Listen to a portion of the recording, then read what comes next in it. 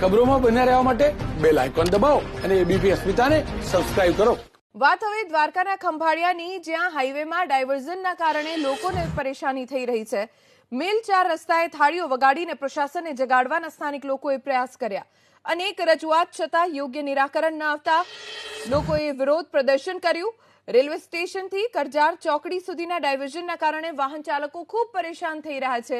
રજૂઆત અનેક વખત કરવામાં આવી, પરંતુ કોઈ પગલાં નથી લેવાયા। પરિણામે મિલ 4 રસ્તાએ થાળીઓ વગાડીને પ્રશાસનને જગાડવાનો પ્રયત્ન સ્થાનિકોએ કર્યો।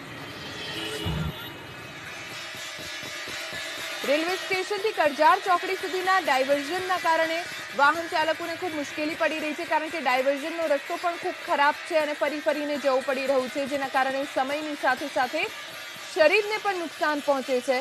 દ્વારકાના ખંભાળિયામાં હાઈવેના ડાયવર્ઝનના કારણે સ્થાનિકો એ હદે પરેશાન થઈ ગયા કે તેમણે એકઠા થઈને પ્રશાસનને જગાડવા માટે થાળી અને વેલણનો ઉપયોગ કર્યો।